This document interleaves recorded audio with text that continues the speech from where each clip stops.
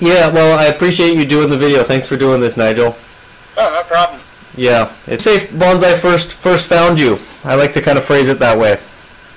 Um, well, my story started. I was at work, and we're given in the office given poinsettias to put on our desks at work, and so there was about 8 in the office. And then after Christmas, we got to keep them, take them home if we wanted. And I kept mine in my office, and I just watered it. And everyone else's died. And then out of the soil, there's this little shoot sprouted out, and it started growing some little leaves, and I wondered what it was. And I let it grow, and it kind of got some more leaves, and it started getting a little pretty trunk, and it grew into a sort of like a little miniature tree. I thought, well, that's really cool. I really liked having that on my desk at work. So it grew a little bigger, and then I thought, well, I better put it in its own pot because it was kind of crowded in the pot with the poinsettia. So I put it in a new pot, and it grew larger and larger, and then it got to the point where it was getting very tree-like, and it was a ficus microcarpa. Okay. And it got to the point where it started almost too big for my window in the office, and I thought, well, I better prune it. And so I had no idea how to prune a plant, so I went to the bookstore, and I was looking around in the plant section, and I picked up this book on bonsai, and it was like, wow, this is really cool. I didn't know there was other people in the world who like trees, so it was kind of an eye-opener for me that it was actually a hobby. And so I picked the book. It was what was it? It was like a list of all kinds of species of trees, and had a whole bunch of photos, and had a section on how to do the techniques and that. So I pruned my tree for the first time, and it responded fantastically, and that just got me hooked. I just wanted to learn everything I could about bonsai after that, and I'm still learning to this day. Wow, well, that's a great, very serendipitous to find that book in there.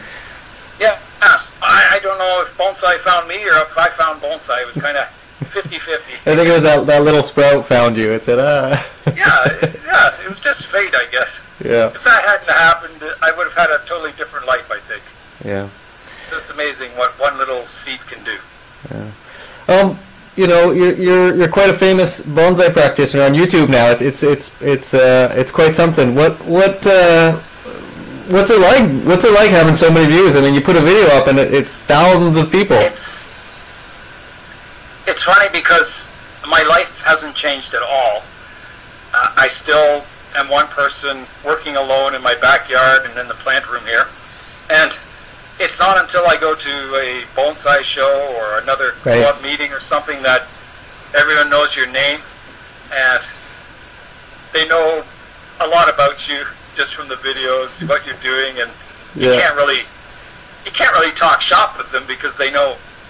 They watch the videos. They know everything that's going on in your life. They know what you're gonna say. Exactly. Yeah. And it's kind of shocking.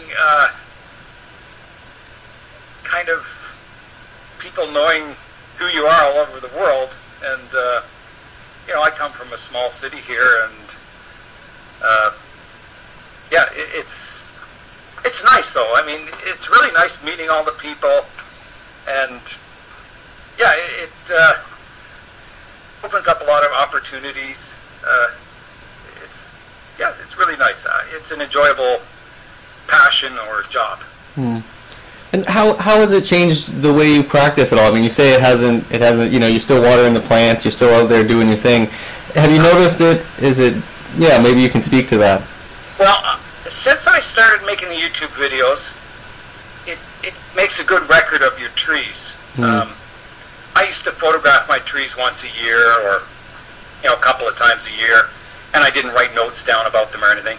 So now I can always check on the videos, my playlist. I have a playlist for each tree, so I can just go back and check when it was repotted last, what I did to it last, my kind of thoughts on where I was taking the tree. And it's a really good reference for me. And it also,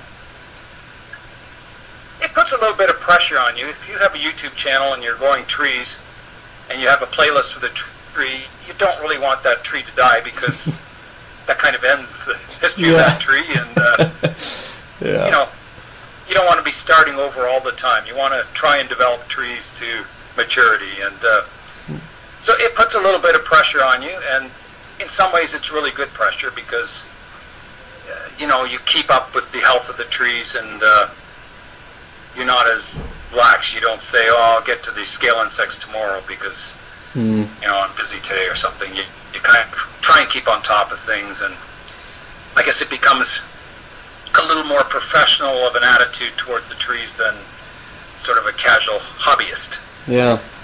Well, what's amazing is one of the things I appreciate about the work that you do is the transformations you'll make even within one tree that you have. I'll really notice it'll go from one design, and then over a few years or something, you'll have a totally new design for it. Is that something that comes with time, or how did you get the courage to change a tree like that? I guess with time, this is will be my 7th season of the Bonsai Zone. Mm-hmm. But before that, I had been practicing bonsai for almost 20 years, so that was kind of my training. Yeah. And, you know, I was learning all along the way, but I guess after 20 years, I felt that maybe had the knowledge to show people what I'm doing, because there was many mistakes along the way and a lot of learning. So, yeah, every time, when you've had a tree for 25 years, you kind of get to know the trees and how they react to what you do to them. So, you know, when I started out in bonsai, there's no way I would ever do severe root pruning, where you basically cut off all the roots on a ficus and did as a large cutting. But after a while, you get to know, well, they can do that if the tree's healthy and the right time of the year. You learn what you can do, how much you can do. There's always that fine line between life and death, and I guess the better you get at bonsai, the more you can do without killing the tree. And that's usually because you take really good care of it afterwards. You kind of learn how to take care of them. You know, after you leaf prune a tree, when the new leaves are growing, and it's very critical it doesn't get aphids or scale insects. You've got to really nurse them through that recovery period, and very careful with the watering and the sunlight and humidity and everything. So you learn by your mistakes in the hobby, and as you have done the hobby for more and more years, you get better at the craft of bonsai, right, or the art of bonsai. Can you talk a little bit about your style of bonsai? You know, on your page it talks about the Lingnan style. Can you talk about that a bit? Yeah. To me, bonsai. Now, this is my personal opinion. To me, the magic of bonsai is seeing a tree that looks like a miniaturized version of a tree you would see in nature. So, to see it in miniature, it's almost magical. And I see that at the shows. One of my favorite things at a bonsai show is just watching the people's reaction to the trees. And there's certain trees that people crowd around and they bend down and look at it, and they really like it. And there's other trees that they just walk by. And sometimes the one they bend down and look at is a tree that's like 4 or 5 years old, but there's an element of art to it, or an element of miniaturization. Whereas a tree that can be 80 years old, collected from nature, maybe, you know, the refinement, it doesn't look miniature, it looks like a collected tree from nature that's kind of been styled. So, yeah, I like to look and see what appeals to them. And that miniaturization is, I think, one of the things. The other thing, I think, is the tree has to take them to a place and a time in their life. So, you know, if they've been to Africa and they've been out in the savannah, these African-style trees, and when they see one in miniature, it takes them back to that time and place in their life, and the memories come flooding back. And to me, there's no better feeling when someone comes up and says, oh, I remember seeing a tree like that back in my childhood. I used to have a swing on it, and we used to climb it. And to me, that makes me really happy to be able to bring those feelings in a person. So, yeah. So, to me, a successful bonsai is a miniaturized tree that evokes a memory from the person viewing it. So if it looks too bizarre, you see these trees with these great big, almost triangular shaped, thick tapered trunks with a mushroom style canopy on it, and no one can relate to that tree because it doesn't look like anything you've seen. It may look like a bonsai tree, but it looks like something that maybe grew on Mars. It's just alien to most people. So it doesn't evoke a feeling in the person. It may be expertly formed and pruned, and the leaves may be nice and small, but if it doesn't remind the person watching it or person viewing the tree of something that they can relate to, then it's nothing. It's, yeah. I don't know if that answered the question, Chris. That's great. It's really good. It gives me lots of ideas, because you see these junipers online, and it's kind of in fashion now with these big, lots of dead wood, and it's you can't put yourself there. It's not like you can see that tree in nature, right?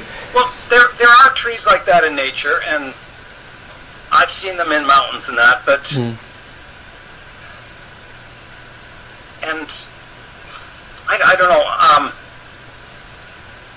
Not many people see those kind of trees. Yeah. It's rare. Even some of the, you see these penjings with the stone mountains and that from China. And to people in China, in that region, it's a very familiar landscape. But to us, it's totally alien. It's something we don't relate to because I've never been to China and I've never seen those mountains with the, the rivers underneath them. And I mean, they're fantastic, but so maybe that's, something that's different from Chinese bonsai to Canadian bonsai is just how you relate to the trees you're presented. That a Canadian penjing would be something that reminds you of hiking in the woods or something. It takes you to a place in Canada or a place in your lifetime. Whereas maybe a tropical ficus tree with aerial roots, unless you've been down to the tropical jungles, maybe it's something that looks cool, but it doesn't relate to you emotionally because you've never walked underneath one or something like that, Yeah. So I think there's that personal experience that you need. And I think that's maybe the difference between bonsai from different countries is that it has to be a tree that the viewer can relate to or evokes an experience in them. Yeah, that's being pretty deep, isn't it? I love it. It's great stuff. I really love that idea of trying to like you said, evoke a tree that they've had an experience with in their past. It's we can look into our past and go, okay, what trees? When I think of trees of my childhood, let's say, or trees that have affected me, we actually get images. We have experiences that we hold there.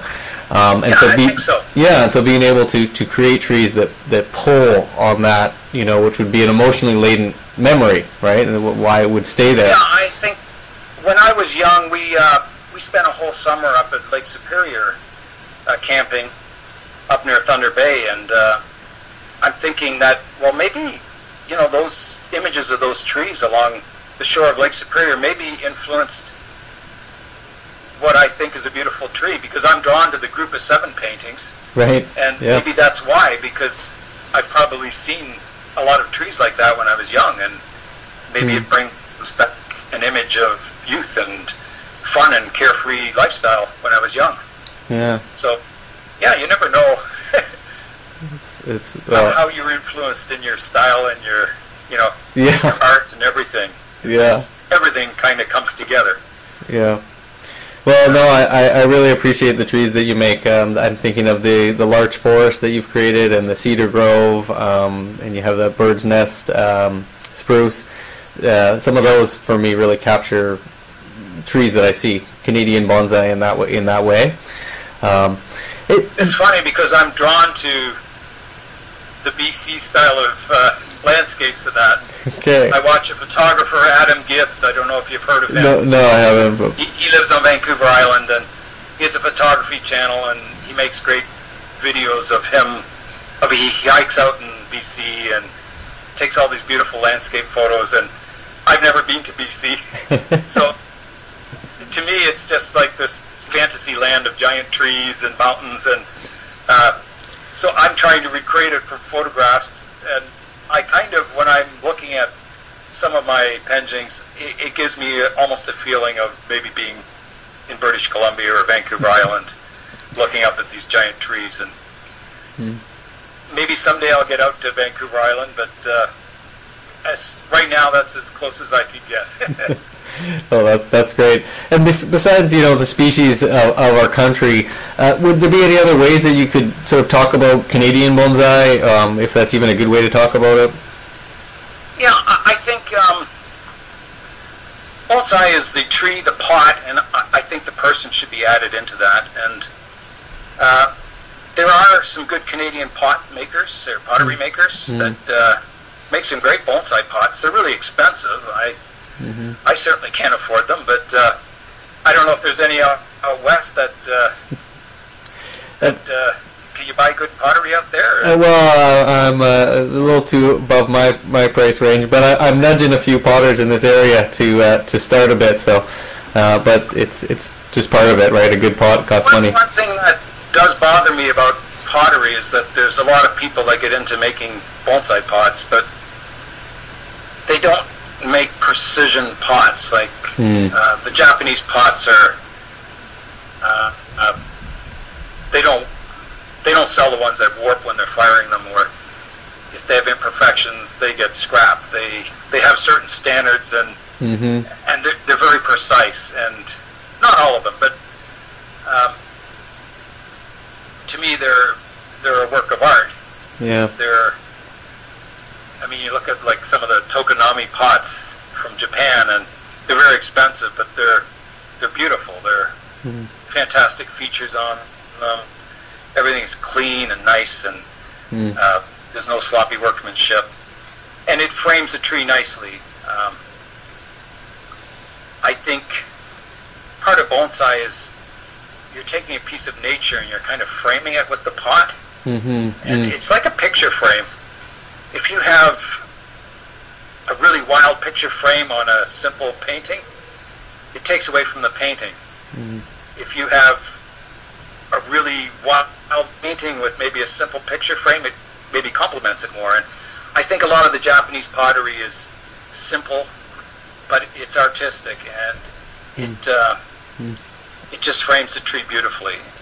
And whereas I think a lot of the pottery I see in North America it's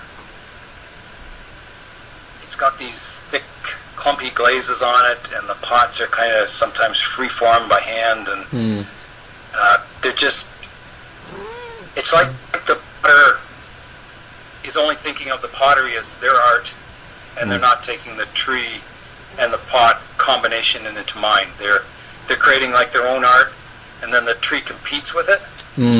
Yeah. So so that's one thing. It's maybe that's a North American thing, that the pottery is competing with the tree for what to look at. You look at the pottery, you look at the tree. Yeah. Ideally, you should look at both, and they should be one piece of art, not two. Yeah. So maybe that's one thing that divides North American bonsai art, but it's not in a good way. Yeah.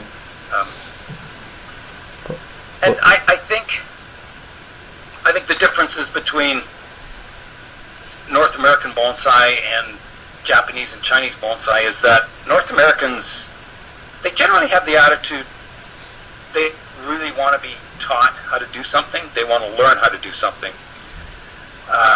So I think if you have someone telling them this is how you do it, this is when you do it, and that,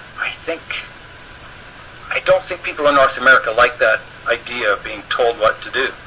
I think they want to discover how to do it for themselves. And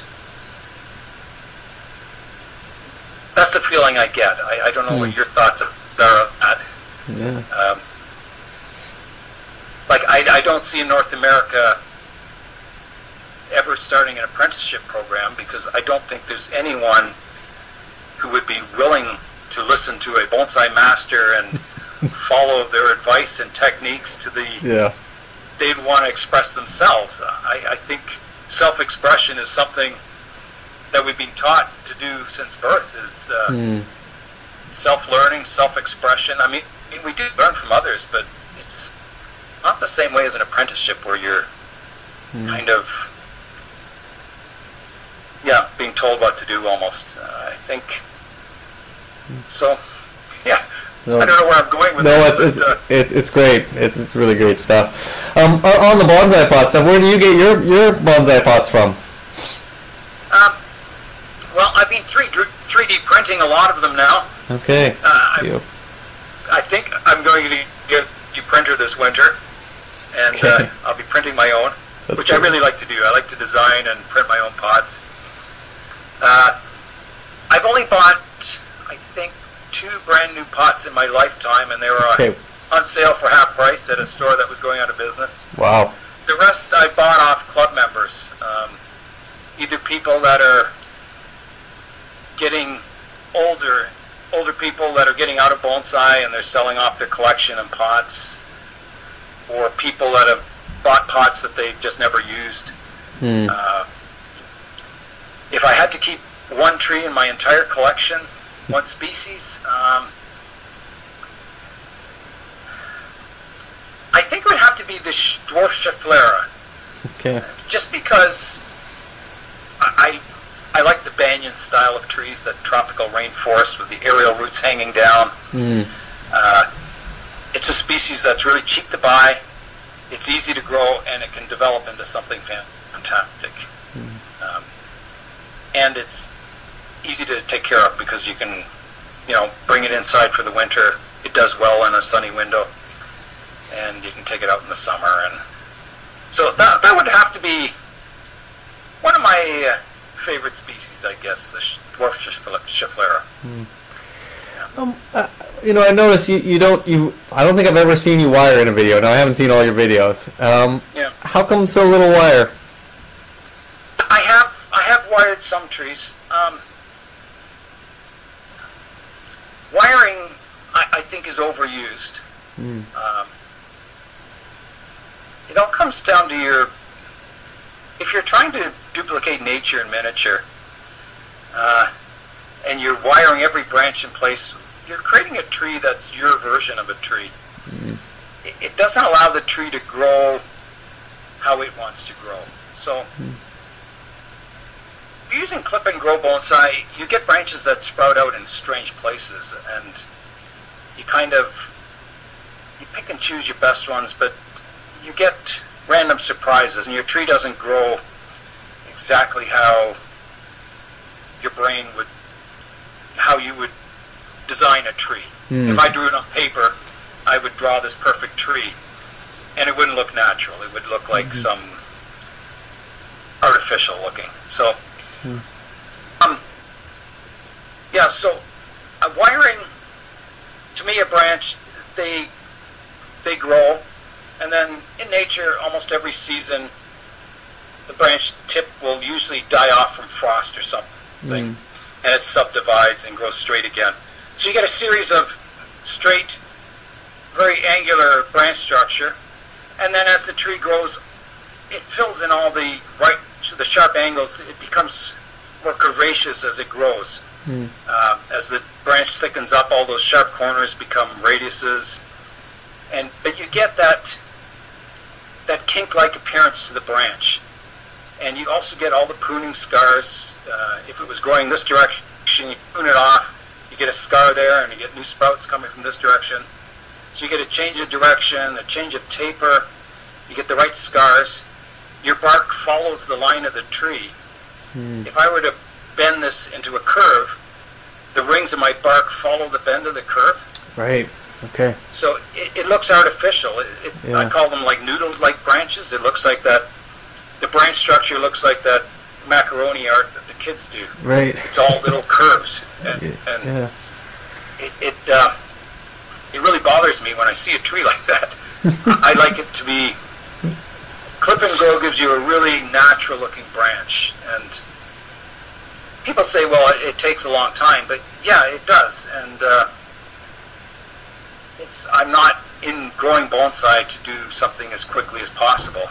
Yeah. I'm trying to grow branches that look awesome and miniature and really branches I'm proud of. And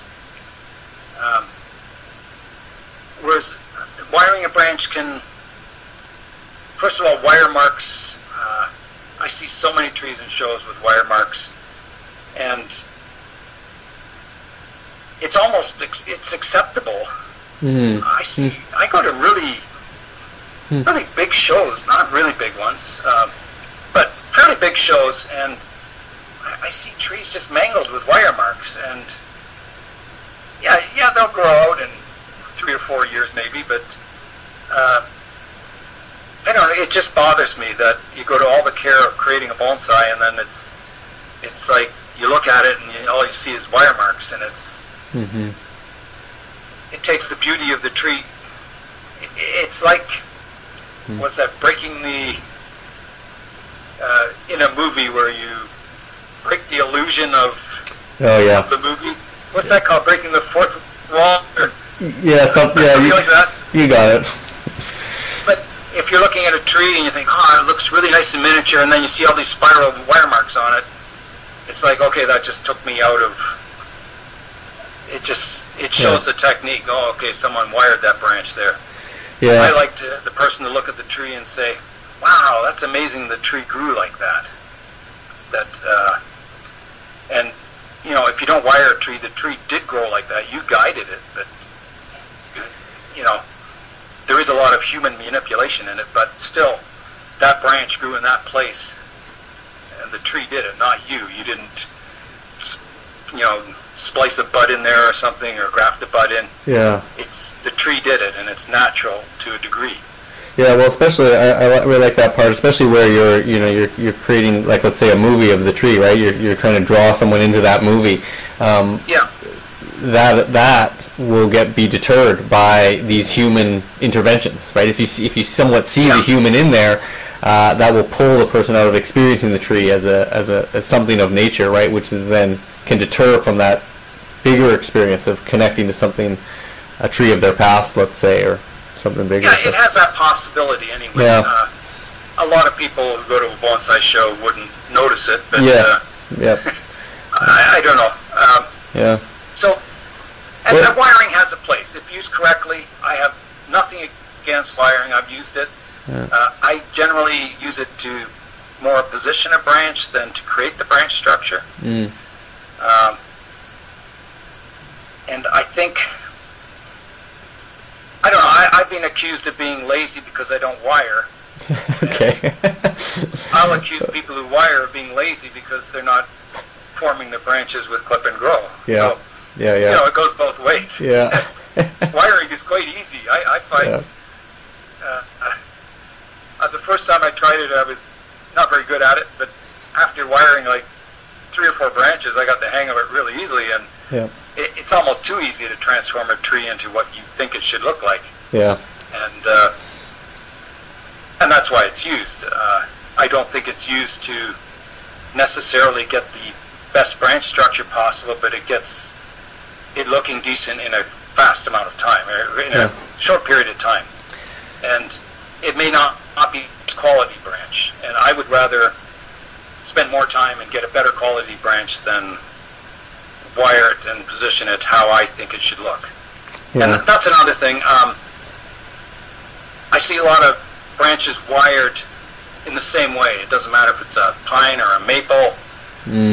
It's always wired the same way. And to me, one of my strong points is you should be able to look at the bare leaf, or the bare silhouette of a tree with no leaves, and you should be able to almost identify what tree it is just by the branch. Right. I want to say thanks again for doing that interview with me, Nigel. That's really great. You know, for me, it's super important to consolidate some of the learning that I get.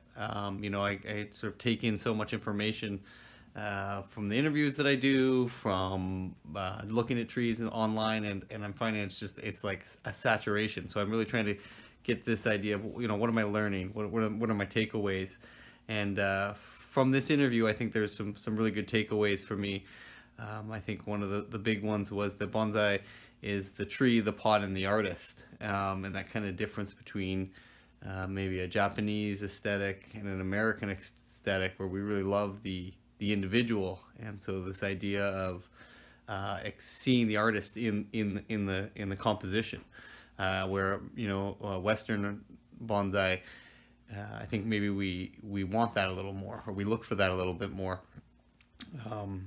And so, you know, that reflects in some of the comments that Nigel was talking about with the pots in the West. They really express a unique individual in the pot, and that can take away from the tree, from the whole composition. And yet that's another piece that for me is just kind of dawning on me. You know, it's being able to see the artist in the tree. You know, I've been thinking about just seeing nature and seeing the platonic form of the tree and capturing the beauty there, but getting a chance to see actually, oh wow, there's the artist in the tree. There's that, either that particular artist or express a particular artist's emotion of some sort.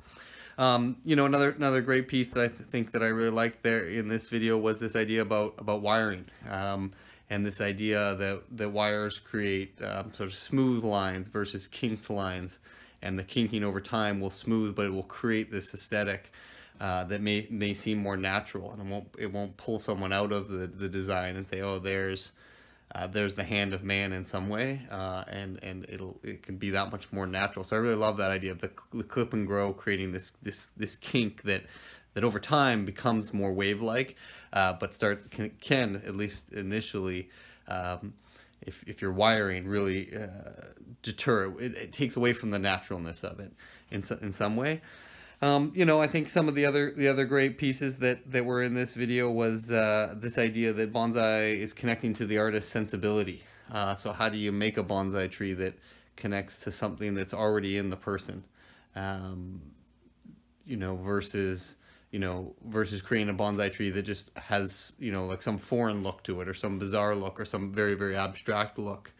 And then that makes me think of, you know, for Canadians, you know, designing trees that hit on trees that we will have seen, forests that we will have walked into, and trying to capture that unique perspective, I guess. And so thinking about that for me, it's just kind of, you know, these ideas are really just kind of percolating in my mind a bunch.